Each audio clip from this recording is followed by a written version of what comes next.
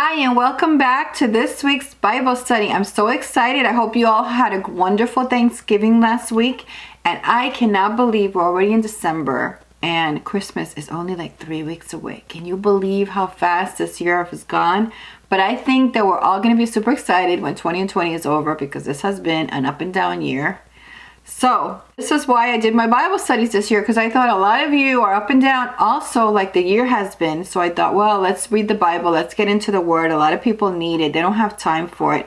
But if you can dedicate 30 to 45 minutes a week just to really get to know the Bible, I think you'll really benefit a lot from it. Stay tuned. I still have a video coming up on the second part of spiritual warfare. So that's going to be coming up in the next few weeks.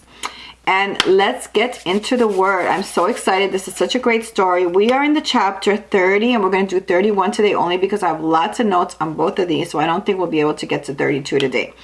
So let's get to it. Let's get into Genesis chapter 30 and 31. I just posted my video on the Ark Encounter. So if you are interested to go to Kentucky at some point and visit the Ark Encounter, I highly recommend that you go there.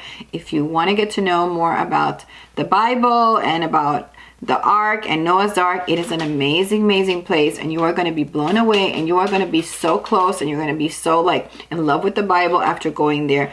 So I'll post the link down below so you can go over there and watch that video, because it was one of the most magical experiences I ever had. And I've been to Disney World and some other places, but truly this was mind-blowing. So if you're interested in visiting someday, I will link the video below so that you can get an idea of what to expect when you go. In the last chapter, we learned about how Jacob fell in love with Rachel, and he asked Laban to marry her, and he didn't have anything to offer her, so he was made to work for 7 years for her. And on the night of his wedding, he was deceived by Laban, who actually put his firstborn daughter Leah in place of Rachel. So actually he worked for 7 years. He ended up marrying Leah first, and because the firstborn has to be married first, and then 7 days later he married Rachel. But then now he has to do another 7 years of work for Laban in order to provide for Rachel. So in this chapter, we learned that Leah had 4 children with Jacob, and now in this chapter we are learning that Rachel has been barren and has not been able to have children. So let's get to it. Chapter 30 in Genesis. And when Rachel saw that she bare Jacob no children, Rachel envied her sister and said unto Jacob, Give me children, or else I die. And Jacob's anger was kindled against Rachel, and he said, Am I in God's stead, who hath withheld from thee the fruit of the womb? Okay, so let me stop here and just tell you that Rachel was 22 when she married Jacob, and she was barren for 14 years. Just reading from my notes here just to give you an idea of where this story is headed. It was hard for her to see her sister have 4 children. Her focus was predominantly on her womb because she kept seeing her sister having children with Jacob. And she loved Jacob. And Rachel ran the house because Leah was busy with the children. So she had compassion for her sister, and she was merciful with her good deeds, and God ended up rewarding her eventually for her service. She might have been punished because she was okay with Laban's scheme to fool Jacob with Leah in marriage. So this could have been some form of punishment for being deceitful along with Laban in setting up Jacob with Leah. And this could have been a punishment. Also, I want to mention that Jacob in this verse number 2, he was very harsh with Rachel, showing her how mistaken she was with her perception of God. But he still could have prayed for her. So he's just like, he's not God. He's like teaching her. She's learning about who God is. Remember, in those days, women didn't pray to God. They usually went to the husband, and the husband prayed for them.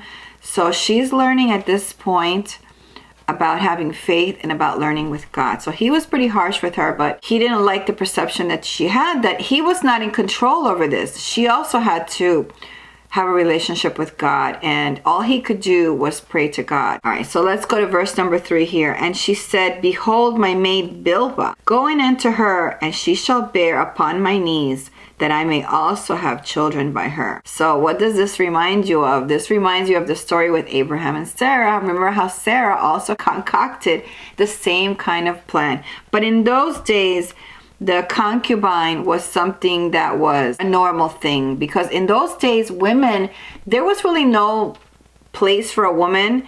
Her biggest calling was to have children and have an heir for her husband. So when a woman couldn't conceive, that was a big deal for these women, because, you know, it was like they couldn't get an heir for their husband. So they had to do something. So that's why they used their maidservants, the concubines, in order to have an heir for the husband. I'm reading from my notes here. Social acceptance of a custom does not mean it is wise or even right. Look towards the future consequences of your actions. So she wasn't thinking of her actions. Perhaps she should have had a better relationship with God and gone directly in prayer. Maybe her and Jacob together should have been praying over this. So let's go on to the next verse, which is verse 4.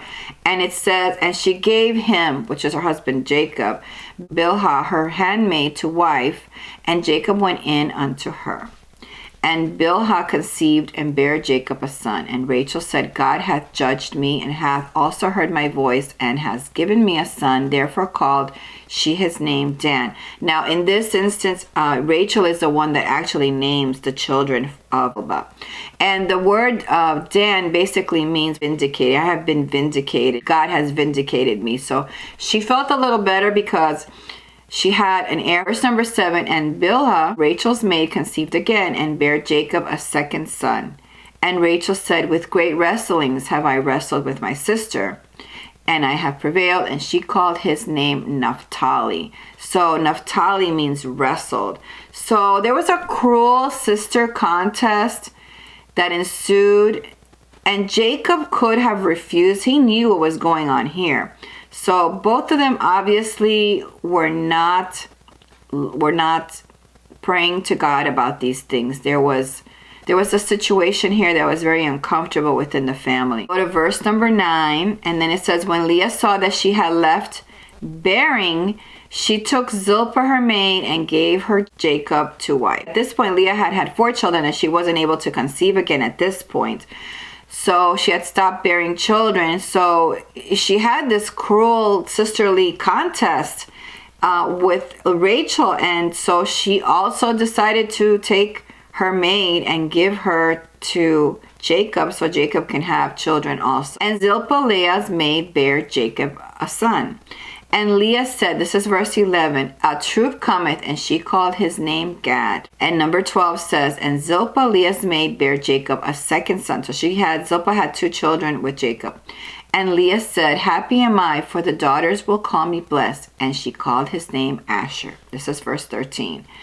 Now let's go to verse number 14 here, where it says, and Reuben went in the days of wheat harvest. So Reuben was the oldest son of Jacob's, which is the first son that Leah had with him. And Reuben went in the days of wheat harvest and found mandrakes in the field and brought them unto his mother Leah. Then Rachel said to Leah, give me, I pray thee, of my sons mandrakes. So I just want to tell you from my notes that mandrakes is a delicacy that sends out a fragrance related to the potato, and the roots considered an aphrodisiac, commonly prepared and eaten as a fertility drug. So now you can see what's going to happen here, because Rachel is asking Leah that Leah's son give her some of the mandrakes. Obviously, she's probably wants to have them because she hasn't dropped the idea of having a child with Jacob. She's still wanting and needing to have a child with Jacob. Verse number 15 reads, and she said unto her, is it a small matter that thou hast taken my husband? And wouldest thou take away my son's mandrakes also? And Rachel said, therefore he shall lie with thee tonight for thy son's mandrakes. This is a sin here. Rachel was supposed to sleep with Jacob that night, but she offered to give Leah her place so that she could have the mandrake. So there was like this bribing, bargaining going on here with the sisters. And that's sinful. That's really sinful. So what happens here eventually is that Leah, from this night, she actually ends up conceiving with Jacob again. So I just want to tell you here, this is important because I have read several things where they say that with this sin that Rachel is doing here, it says, he shall lie with thee tonight for thy son's mandrakes. So in this verse, it's almost like a prophecy of what's coming in the future for her, because Rachel died eventually and was not buried with Jacob. An afterlude of her giving another to lie with him. This is kind of like what was going to happen in the future. She was never going to be buried and lay with her husband at the end of her life. And could also mean, this is kind of like a prophecy of what was going to happen because of this sin. Verse number 16, and Jacob came out of the field in the evening, and Leah went out to meet him, and she said, thou must come in unto me, for surely I have hired thee with my son's mandrakes. And he lay with her that night. Boy, he didn't have a problem with that, being convinced. 17, and God hearkened unto Leah, and she conceived, and bare Jacob the 5th son. Verse number 18, and Leah said, God hath given me my hire, because I have given my maiden to my husband. And she called his name Issachar. And Leah conceived again, and bare Jacob the 6th son. And Leah said, God hath endued me with good dowry. Now will my husband dwell with me, because I have borne him 6 sons. And she called his name Zebulun. And afterward she bare a daughter, and called her name Dinah. Verse number 28, and God remembered Rachel. So this is the point where Rachel is probably suffering a lot, and she's been praying to God, because it says here, and God remembered Rachel, and God hearkened to her. This is in verse 22. So God hearkened to her, meaning that she was finally going to God with this problem, and he listened to her. God hearkened to her and opened her womb. Let me read you from my notes. It says, trusting God when nothing seems to happen is difficult, but harder is taking matters into our own hands and then living with those bad consequences. Resist the temptation that God has forgotten you. So try to keep that out of your mind, that a lot of us do that. We think God doesn't care for me. You start convincing yourself that God doesn't care, but he really does. You just got to be patient and know that it's in his timing, not yours. She conceived and bare a son, and said, God had taken away my reproach. Verse number 24, and she called his name Joseph, and said, the Lord shall add to me another son, blessed with firstborn identity, even if not. At this point, God really blessed her, not just with the child, but with a child that was going to have the identity of the firstborn, meaning that he was going to have the firstborn blessing, even though he wasn't the firstborn. Verse number 25, and it came to pass when Rachel had borne Joseph, that Jacob said unto Laban, send me away that I may go unto mine own place and to my country. Give me my wives and my children for whom I have served thee, and let me go, for thou knowest my service which I have done thee. So at this point, he's already done his 7 first years. He married Leah, and then he did his 7 other years, and he's been a good servant to Laban. So let's talk a little bit about Laban here. Laban wanted control of people, and he was selfish. He used people, he was a manipulator, and he was self-centered. Verse number 27, and Laban said unto him, I pray thee, if I have found favor in thine eyes, tarry, for I have learned by experience that the Lord had blessed me for thy sake. And he said, appoint me thy wages, and I will give it. And he said unto him, Thou knowest I have served thee, and how thy cattle was with me. Verse 30, for it was little which thou hadst before I came, and it is now increased unto a multitude. And the Lord hath blessed thee since my coming, and now when shall I provide for mine own house also? So basically he wants to separate from Laban at this point, because he's already done his service, and he wants to create wealth for himself, not just creating it for Laban. Verse 31, it says, and he said, what shall I give thee? And Jacob said, thou shalt not give me anything. If thou wilt do this thing for me, I will again feed and keep thy flock. Verse 32, I will pass through all thy flocks today, removing from thence all the speckled and spotted cattle, and all the brown cattle among the sheep, and the spotted and speckled among the goats, and of such shall be my hire. Now this was, I'm reading from my notes here, this was Jacob's strategy that made him look like he's not going to get much out of this deal. He was actually deceiving the deceiver. And you know that he could, because he did that back when he deceived his brother out of his birthright. Verse 33, so shall my righteousness answer for me in time to come, when it shall come from my hire before thy face, every one that is not speckled and spotted among the goats, and brown among the sheep, that shall be counted stolen with me. Verse 34, and Laban said, behold, I would it might be according to thy word. And he removed that day that the he goats that were ring-straked and spotted, and all the she goats that were speckled and spotted, and every one that had some white in it, and all the brown among the sheep, and gave them into the hands of his sons. And he set 3 days' journey betwixt himself and Jacob fed the rest of Laban's flocks. Verse 37, and Jacob took him rods of green poplar, and of the hazel and chestnut tree, and pilled white strakes in them, and made the white appear which was in the rods.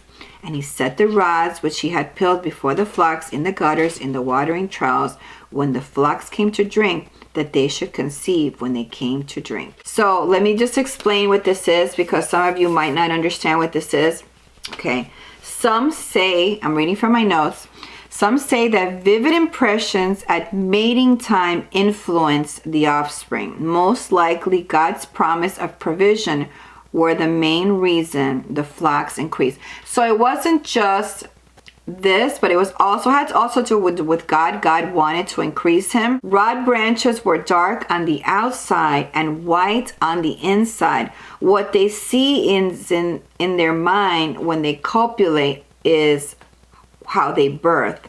So this has been proven in the past that this could work. But I think ultimately also it has to do with God. God wanted to provide for him. Verse 39, and the flocks conceived before the rods, and brought forth cattle, ring-streaked, speckled, and spotted. So instead of having like whole colored cattle, he was going to gain from all of these.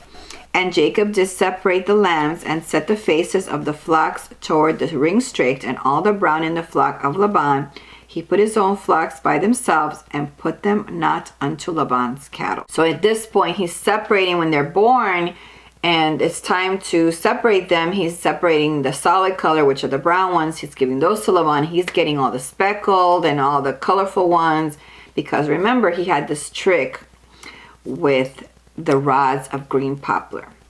Verse 41, and it came to pass, whensoever the stronger cattle did conceive, that Jacob laid the rods before the eyes of the cattle in the gutters, that they might conceive among the rods. But when the cattle were feeble, he put them not in. So the feebler were Laban's, and the stronger Jacob's. And the man increased exceedingly, and had much cattle, and maidservants, and menservants, and camels, and asses. So the more cattle he had, the richer that he got. He was able to have more servants to help him cope with the increase and the abundance of cattle. So he needed help, and he was able to provide and get that help because he was making so much money at this point. Now we're going to chapter 31, and then it says, and he heard the words of Laban's sons, saying, Jacob hath taken away all that was our father's, and of that which was our father's hath he gotten all this glory. So from my notes, I'm reading that the heirs were upset. These were Laban's sons. They were jealous.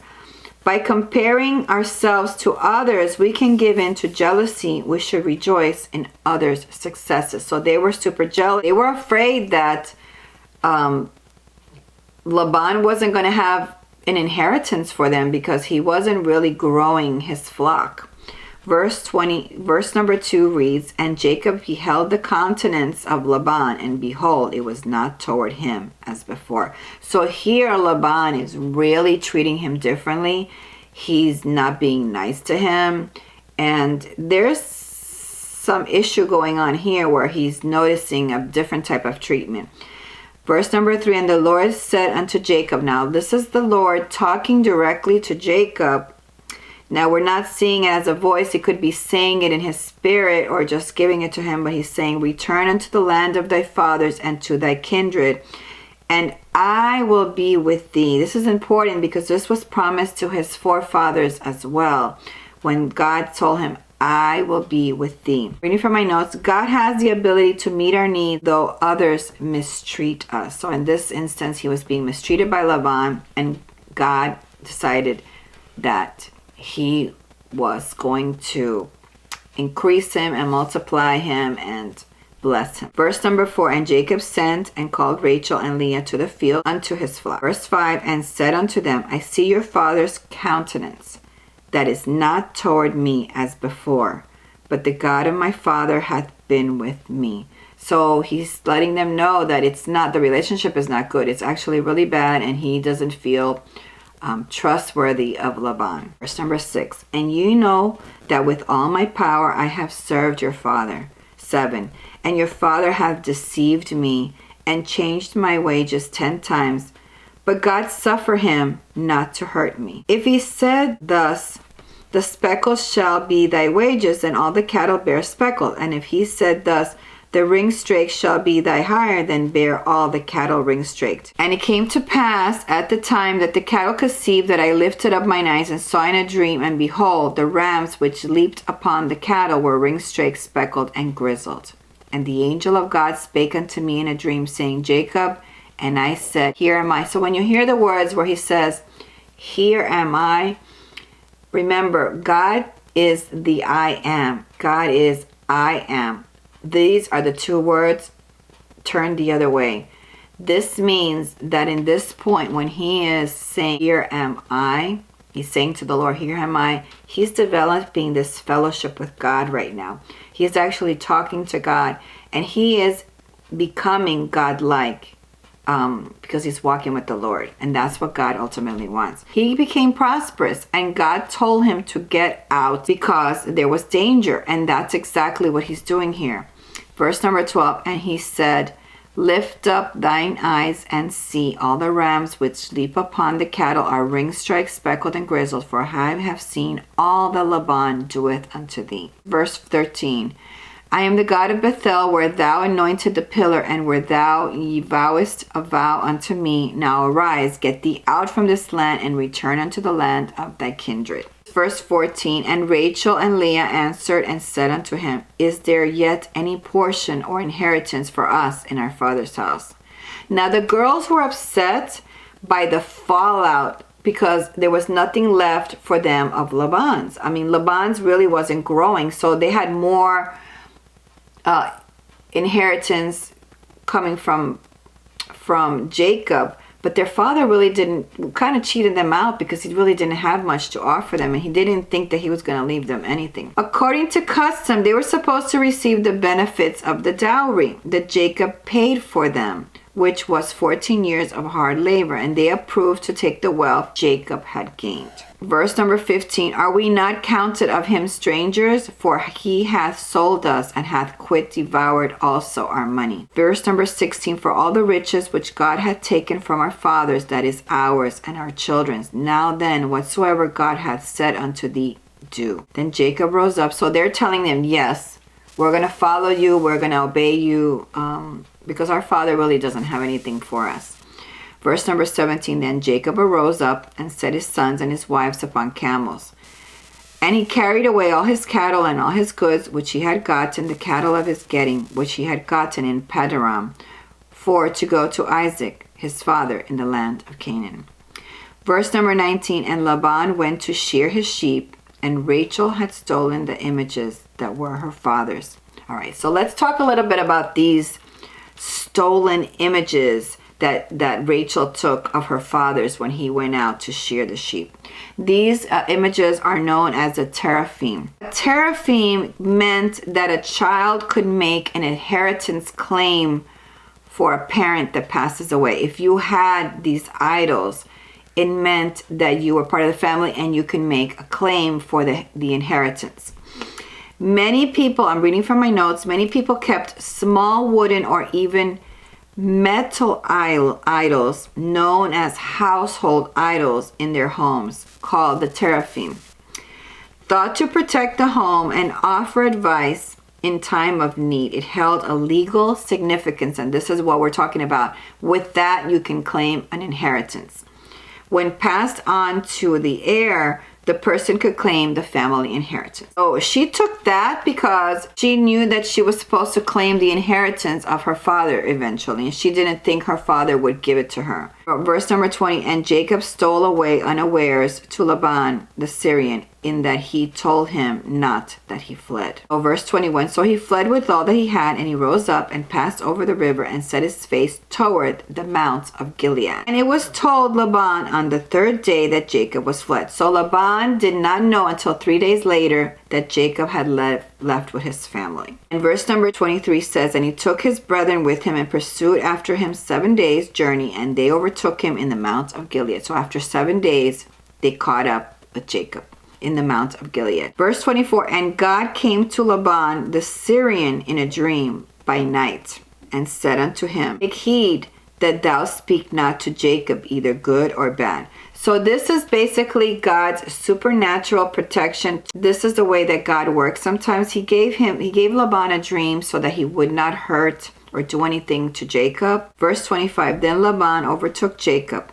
Now Jacob had pitched his tent in the mount, and Laban with his brethren pitched in the mount of Gilead. And Laban said to Jacob, what hast thou done, that thou hast stolen away unawares to me, and carried away my daughters as captives taken with the sword? Wherefore didst thou flee away secretly and steal away from me, and didst not tell me that I might have sent thee away with myrrh, and with songs, with tabret, and with a harp? Verse 28, and hast not suffered me to kiss my sons and my daughters, thou hast now done foolishly in so doing. So he's just reproaching Jacob as to, you left in the middle of the night, you took my family, you took my grandkids, and I couldn't even kiss them goodbye. I didn't get to say goodbye to them. He's giving them reproach about these things. Verse 29, and it is in the power of my hand to do you hurt. But the God of your father spake unto me yesternight, saying, take thou heed that thou speak not to Jacob either good or bad. And now, though thou wouldest needs be gone, because thou sore longest after my father's house, yet wherefore hast thou stolen my gods? So he has a reproach. He's actually accusing Jacob of stealing the teraphim, which were the idols, the household idols that he keeps. Verse 31, and Jacob answered and said to Laban, because I was afraid, for I said, peradventure thou wouldest take by force thy daughters from me. So Jacob is replying and saying, look, I snuck away with the daughters because I was afraid that you were not going to let me leave with them. I took them without your knowing. And this is weird because these are this is his daughters, but I guess the father has more control over the husband with his daughters. Verse number 32, with whomsoever thou findest thy gods, let him not live before our brethren. Discern thou what is thine with me, and take it to thee. For Jacob knew not that Rachel had stolen them. Jacob was sure that no one from his party had taken these idols. He was pretty sure about that. And this is why he vowed to kill the offender. But at the same time, when he says this, let them not live before our brethren, discern thou what is thine, it means that he was pronouncing a death penalty at this point. And he did not know that Rachel had taken them. And by pronouncing this death penalty, you will see later on in the future that Rachel dies in childbirth. She just has another child named Benjamin, and she ends up dying. And that right there was him pronouncing a death penalty, not knowing that Rachel had taken it. Verse 33, and Laban went into Jacob's tent and into Leah's tent and into the two maidservants' tents, but he found them not. So now Laban is actually looking for these idols, even though Jacob said the person who, if you find them, that person is going to be put to death. It's a death penalty for stealing something. Then he went out of Leah's tent and entered into Rachel's tent. Okay, so now he's looking for these idols. Verse 34 reads, now Rachel had taken the images and put them in the camel's furniture, sat upon them. So this is kind of like a saddlebag. Like, when you ride a horse, you have a saddlebag where it keeps your belongings. This was the same thing with the camels in those days. And Laban searched all the tent, but found them not. Verse 35, and she said to her father, let it not displease my lord that I cannot rise up before thee, for the custom of women is upon me. And he searched, but found not the images. In Leviticus, when later on, when we go to Leviticus, actually, I'm reading Leviticus right now, which is pretty interesting because there's a lot of laws in there in the Old Testament. But in Leviticus, the menstrual period of a woman was considered very unclean, and anything she touched would be unclean. So her saddle would have been unclean. If she was sitting on the saddle, it would have been unclean. So there was no way the Laban was going to touch it, because basically there she's saying, for the custom of women is upon me. She's letting him know she's in her menstrual cycle. So now he's like, oh, I can't touch her, because, you know, it was known that you were going to be unclean if you came near a woman, you know, and touched a woman that had her menstrual cycle in those days. All right, let's go on to verse 36. And Jacob was wroth and chode with Laban, and Jacob answered and said to Laban, what is my trespass? What is my sin that thou hast so hotly pursued after me? Whereas thou hast searched all my stuff, what hast thou found of all thy household stuff? Set it here before my brethren and thy brethren, that they may judge betwixt us. 38. This 20 years have I been with thee. The ewes and thy she-goats have not cast their young, and the rams of thy flock have I not eaten. That which was torn of beasts I bought not unto thee. I bear the loss of it. Of my hand didst thou require it, whether stolen by day or stolen by night. Thus I was, in the day of the drought consumed me, and the frost by night in my sleep departed from my eyes. So he's going over with him all of this stuff. Why doesn't he trust him? Because he's been with him for so many years and he's been working for him. So basically he should trust him. 41. Thus have I been 20 years in thy house. I served thee 14 years for the 2 daughters and 6 years for the cattle, and thou hast changed my wages 10 times. Reading from my notes. Jacob did more than what was expected of him. It paid off. He pleased God. He earned recognition and advancement. He advanced his reputation. He got more experience and knowledge, and he developed spiritual maturity by this point. Verse 42. Except the God of my father, the God of Abraham, and the fear of Isaac had been with me, surely thou hadst sent me away. Now empty, God hath seen mine affliction and the labor of my hands, and rebuked thee yesternight. God is rebuking him and calling Laban out for all of the things that he did unfairly to Jacob. And this is why he had that dream, because God is basically telling Laban, you've been unfair with him. 43. And Laban answered and said unto Jacob, these daughters are my daughters, and these children are my children. He's talking about the grandchildren. And these cattle are my cattle, and all that thou seest is mine. And what can I do this day unto these my daughters, or unto their children which have born?